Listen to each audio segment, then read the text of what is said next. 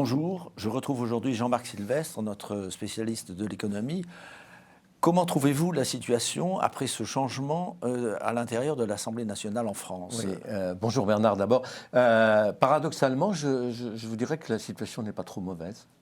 Elle n'est pas trop mauvaise. Enfin, je suis d'un naturel assez optimiste.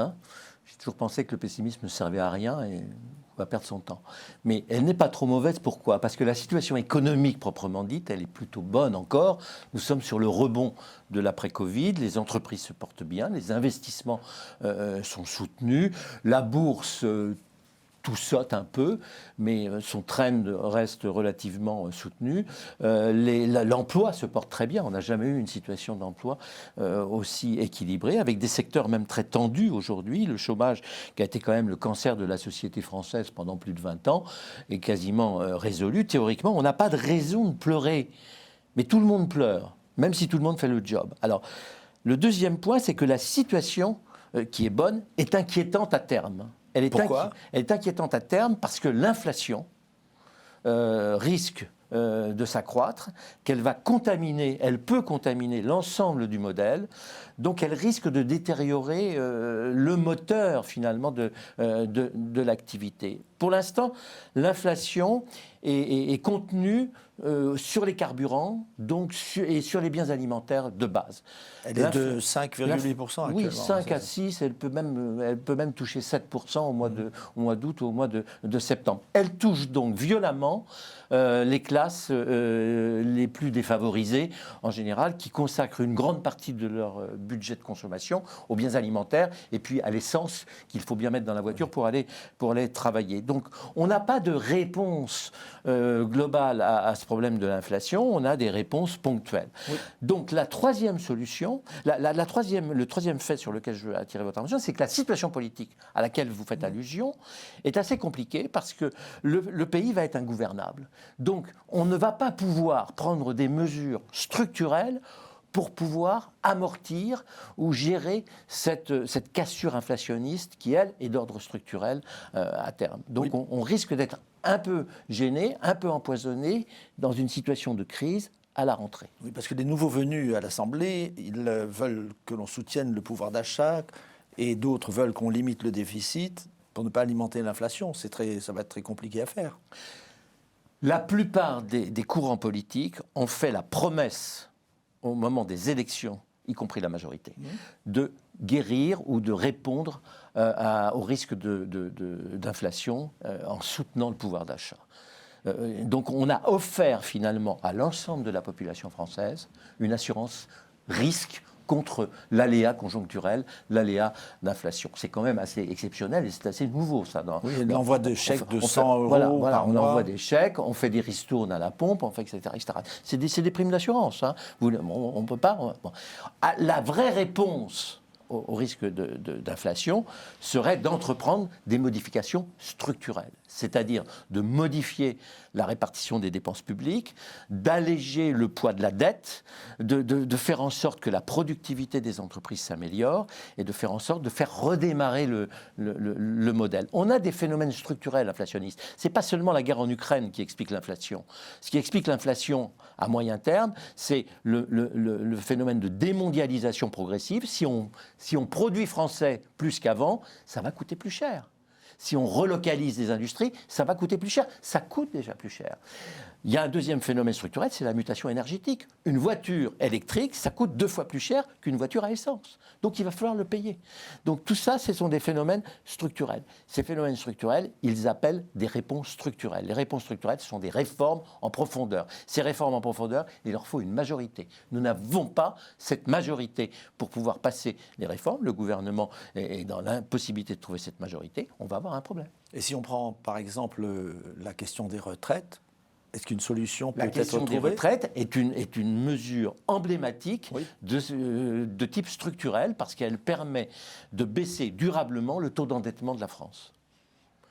Et le gouvernement aura-t-il les moyens d'augmenter l'âge de la retraite, puisque je crois que personne dans cette nouvelle Assemblée ne pourra réunir une majorité. Il va falloir qu'à un moment, devant le mur des réalités, on prenne un certain nombre de décisions. On est quand même dans une situation paradoxale, c'est-à-dire qu'on a une situation française qui est plutôt confortable, en dépit de tout ce qu'on raconte. Ça, c'est mon premier point.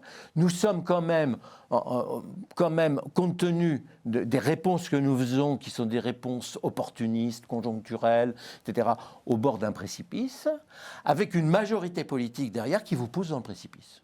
Je ne sais pas comment il va faire, comment va faire le gouvernement. Il va bien falloir qu'il se passe quelque chose. Ou il va y avoir des compromis, où il va y avoir des modifications d'ordre institutionnel. Alors il y a plusieurs hypothèses. On peut imaginer que le président découragé démissionne. Ça peut arriver et se représente. Je crois que la Constitution le lui permettrait. On peut imaginer une dissolution de l'Assemblée nationale pour essayer de trouver une nouvelle majorité. Mais on a quand même un problème grave en France, c'est que vous avez une majorité de députés. Si vous ajoutez l'extrême gauche et la gauche, plus l'extrême droite et une partie de la droite, qui sont hors système, c'est-à-dire qui ne veulent pas adhérer au système d'économie de marché et qui ne veulent surtout pas adhérer à tout ce que veut proposer le président de la République, qui par ailleurs a quand même été élu. Bien élu, oui. Hein, bien élu. Voilà. Mais la réduction des dépenses que vous mentionnez, qui effectivement, pour tout économiste, est indispensable, et il n'y aura pas de majorité pour la voter. Est-ce qu'on va se diriger vers une situation à l'italienne ou à la grecque, c'est-à-dire des années passées On n'est avec... pas dans une situation, je le dis, j'ajoute ça, catastrophique. On a 115 ou 120% de dette par rapport au PIB. C'est important. Ça fait une année de chiffre d'affaires, c'est considérable. Enfin, une année de création de valeur, c'est considérable. Mais l'Espagne fait plus, l'Italie fait davantage, les Américains font beaucoup plus, et les Canadiens, par exemple, qui sont un modèle du genre, font plus. Alors, ils s'en sortent, leur endettement, ils ont des solutions. L'Allemagne fait beaucoup moins. Et je pense que l'Allemagne est dans une situation plus difficile que nous, à moyen et long terme, pour des raisons structurelles, liées à son énergie, liées au gaz, et liées aussi à son modèle industriel qui est totalement axé sur les pays émergents, lesquels les pays émergents vont sans doute un peu se fermer. Donc, on n'est pas dans une situation... Mais il faut qu'on arrête. Il faut qu'on arrête de revaloriser les salaires, les retraites et tout ce qui est revalorisé uniquement pour des raisons politiques. Parce que, il faut qu'on... Sinon, on se met dans des cercles qui sont totalement toxiques. Et on ne peut pas les arrêter. On ne peut pas les modifier. Comment expliquez-vous l'état d'esprit des Français, enfin cet état d'esprit de refuser de voir la réalité en face, l'endettement, la nécessité de réduire les dépenses? On l'explique par d'abord le fait que l'État français est d'origine jacobine, très centralisé, que les décisions viennent d'en haut, qu'en général elles ne sont pas discutées, elles ne sont pas négociées, donc elles ne sont pas comprises, donc elles ne sont pas acceptées. Et puis la deuxième chose, c'est qu'on a une éducation globale de la population par rapport aux faits économiques qui sont, eux, incontournables, qui est médiocre. Nous ne voulons pas prendre en compte la réalité. Nous sommes un des modèles où l'État-providence est le plus sophistiqué, et on s'imagine que ça va durer encore longtemps. Mais bon, il va y avoir un moment où il va falloir qu'on s'arrête. Aujourd'hui, ça a été faisable tant qu'on avait des taux d'intérêt à zéro. On empruntait à taux fixe à 0%. C'est formidable parce qu'en fait, on n'a pas remboursé une dette à taux zéro puisqu'elle se rembourse uniquement par la croissance. Il n'y a pas de problème. Aujourd'hui, les taux d'intérêt, compte tenu des risques que courent les économies, sont en train de monter légèrement. Nous sommes déjà en France à 2%, 2,5%. Pour payer une dette sans douleur à 2,5%, il faut déjà faire plus de 2,5% de croissance. Nous faisons à peine 2% de croissance aujourd'hui. Nous sommes tombés là. Donc c'est là le problème. Et la France, c'est l'État-providence numéro 1 dans le monde? C'est l'État-providence, pas forcément dans le monde, mais c'est l'État-providence parce que vous avez des États, notamment de type socialiste, avoués, comme la Corée du Nord ou la Chine. La Russie a moins d'argent, donc elle ne peut pas générer l'État-providence. Mais non, nous sommes le champion d'Europe. Ouais. Et en termes de dépenses publiques, nous sommes à 60% Oui. de dépenses publiques, et en termes de prélèvements obligatoires. Nous sommes dans une situation où un individu normalement constitué, qui fonctionne selon son propre intérêt, a plus intérêt à consacrer son effort quotidien à essayer d'avoir des allocations, des subventions, plutôt que de consacrer cet effort à trouver du travail et à produire par son travail. Donc, à bout d'un moment, quand vous avez le choix entre deux solutions, vous prenez la plus confortable. C'est ce qui se passe. Et alors, pour en revenir sur l'affaire des retraites, quelle est la solution ? La solution sur l'affaire des retraites, elle est d'annoncer progressivement un allongement, un recul de un allongement de la durée de cotisation, progressivement, ou à la carte, en fonction des desiderata de chacun, mais c'est de faire fonctionner le système de retraite comme fonctionne un système d'assurance. Vous avez cotisé beaucoup, vous aurez une retraite confortable pendant l'un. Si vous décidez de cotiser un peu moins, vous aurez un peu moins de retraite. Il faut faire passer cette idée que la retraite n'est pas un droit automatique lié à la répartition automatique. Il ne faut pas faire passer cette idée qu'un peu de capitalisation, c'est-à-dire un peu de parallélisme entre ce que l'on paye comme cotisation et ce que l'on reçoit comme prime, existe. C'est le principe même de l'assurance. L'assurance, c'est en fonction de votre prime, vous réglez votre indemnité ou votre pension. Et les taux d'intérêt, bien que nous soyons dans la zone euro, est-ce qu'ils peuvent augmenter davantage dans un pays que dans un autre ? Oui. L'Italie, par exemple, aujourd'hui, a des taux d'intérêt qui sont supérieurs aux nôtres parce que les risques de solvabilité à la fois du système bancaire italien et des contribuables italiens sont plus importants, sont considérés comme plus importants que les risques français. Mais nous avons quand même globalement une mutualisation européenne. Et cette mutualisation, elle est rendue bénéfique pour tous grâce au poids de l'Allemagne. Parce que l'Allemagne a assez peu de risques d'insolvabilité, donc l'Allemagne tire les taux d'intérêt vers le bas. Et vous voyez ces taux d'intérêt monter dans les 6 mois qui viennent, à quel niveau ? Je pense que dans les 6 mois qui viennent, il va y avoir des mécanismes de rééquilibrage naturel, notamment au niveau de l'inflation. Je pense qu'au niveau de l'inflation, on va arriver à un moment où le prix du pétrole va atteindre son top, son pic. Nous sommes aujourd'hui à 100, 120 $ le baril. On peut difficilement monter plus haut parce qu'à ce moment-là, vous avez des pays qui vont se remettre sur le marché et qui vont réouvrir leurs robinets. Et puis d'autre part, vous avez un ralentissement de la croissance. Je vous rappelle quand même qu'on sort d'une croissance de 7% dans l'ensemble du monde occidental à la sortie du Covid l'année dernière, à 2%. Quand vous passez de 7% de croissance à 2% de croissance, vous avez une chute de la consommation d'énergie et de pétrole. On va avoir une chute, on commence à avoir une chute de la consommation. Cette chute de la consommation va peser sur les prix. Quant au prix de base et de produits alimentaires, on est en train de trouver des moyens d'approvisionnement alternatifs qui vont permettre de rééquilibrer le truc. Donc je pense qu'on va être au pic de l'inflation au mois d'août, au mois de septembre. Donc à ce moment-là, et est-ce que ce sera fera baisser la pression, et ça fait baisser la pression aussi sur les taux d'intérêt. Et ce sera toujours intéressant d'investir dans l'immobilier ? L'immobilier reste le placement en roi, parce que l'immobilier a cette vertu, c'est qu'il vous offre à la fois un service qui est le service du logement, ça vous donne un toit, et puis d'autre part un service de plus-value, puisque la rareté renchérit votre patrimoine donc chaque année. Et plus l'inflation est importante d'ailleurs, plus l'immobilier risque de progresser, la valeur de l'immobilier risque de progresser. Donc non, oui, bien sûr, ça reste. Alors je suis surpris parce que ce que vous dites, vous laissez entendre, en fait tout ce que vous dites, que la guerre en Ukraine finalement n'entraîne pas de conséquences gravissimes, que les choses sont en quelque sorte, bon, on va continuer, la guerre va continuer encore pendant des mois et des mois, mais ça n'entraînera pas de situation catastrophique, alors qu'on a dit aussi que, par exemple, l'approvisionnement en blé, en grains, en tournesol était gravement perturbé. L'Ukraine est le premier producteur de tournesol. Il y a aussi des tas d'usines qui sont arrêtées en Ukraine. Est-ce que ça n'aura pas de conséquences ? Je n'ai pas dit que la guerre en Ukraine était indolore. Je suis loin de penser ça. La guerre en Ukraine est une chose épouvantable, affreuse, d'abord pour les populations, population ukrainienne et pour l'Ukraine tout entière et pour le monde entier. C'est pas possible que ça puisse durer.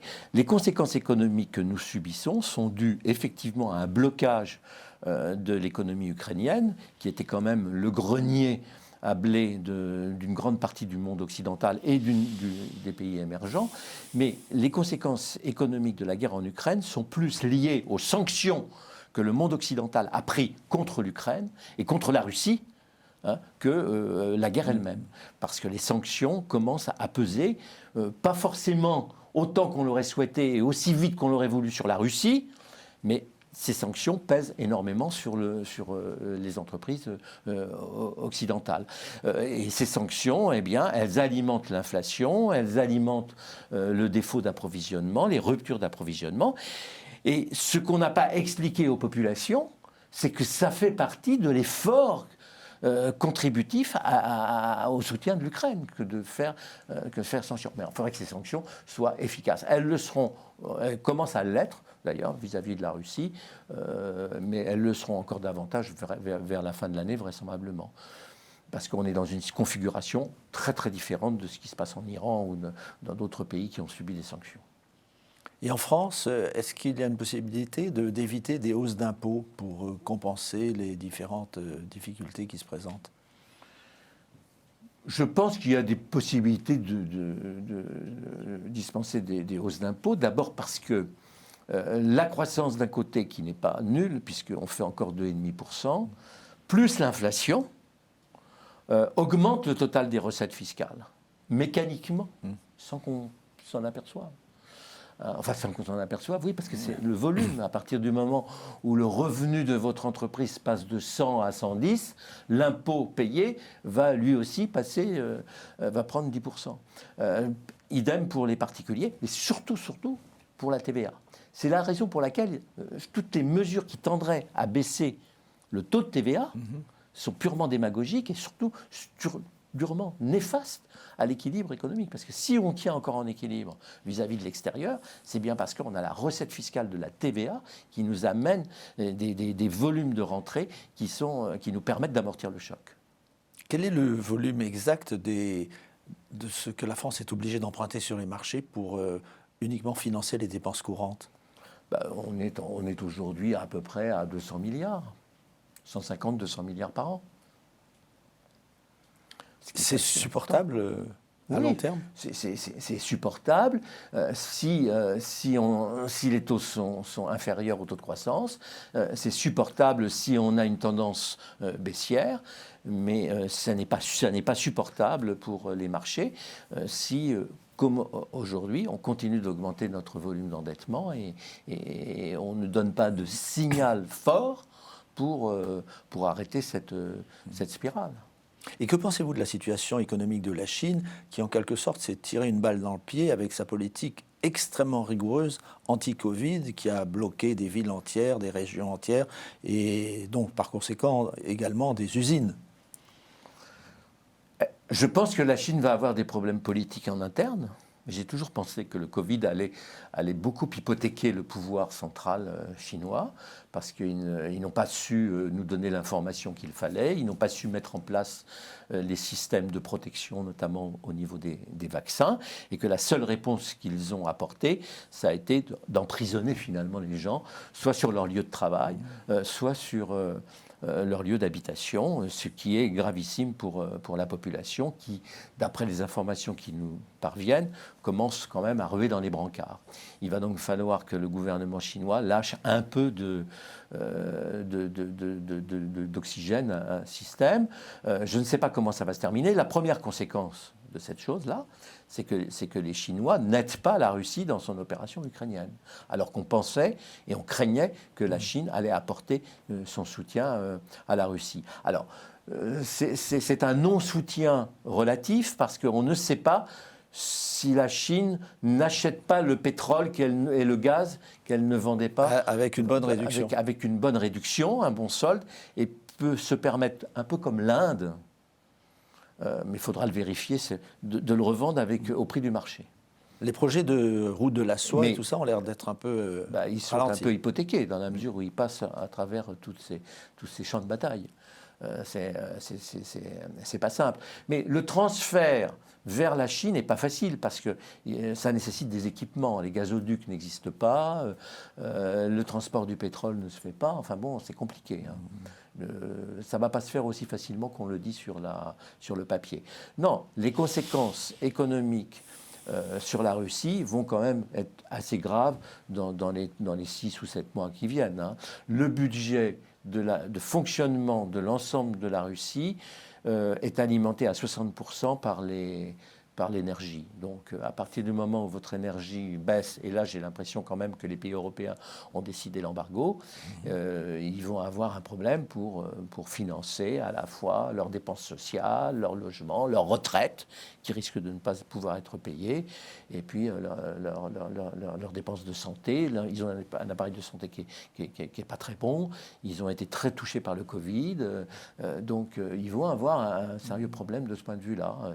D'où d'ailleurs l'indécision, l'incertitude qu'il y a au niveau des déclarations qui nous arrivent du Kremlin quant à la poursuite et aux modalités de poursuite de la guerre.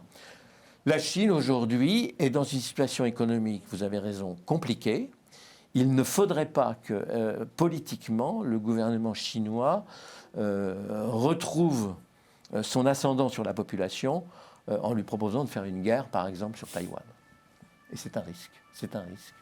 Revenons pour conclure à l'inflation et à l'attitude un peu hésitante des banques centrales. Quels sont les moyens de lutter contre l'inflation? Quels moyens ont-elles? Les moyens qu'elles ont, c'est évidemment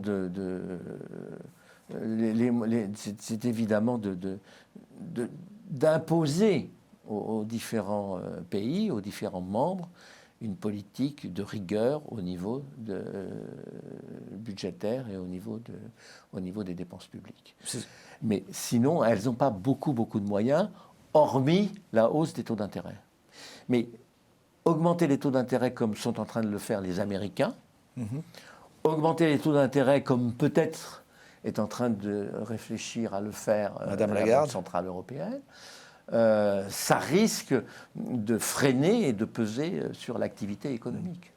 Or, si vous pesez sur l'activité économique, vous vous privez du seul levier sérieux pour payer votre inflation. J'ai toujours pensé que si vous faites si vous avez une activité économique, vous payez votre inflation avec l'activité économique. C'est de la navigation à vue, alors, que fait Madame Lagarde? Christine Lagarde, elle fait une navigation à vue dont on ne comprend pas exactement où elle veut aller, mais c'est plutôt bon signe pour une présidente de banque centrale européenne. Je vous rappelle qu'il y avait un gouverneur autrefois qui disait « Si vous m'avez compris, c'est que vraiment je me suis mal expliqué. » Jean-Claude Trichet?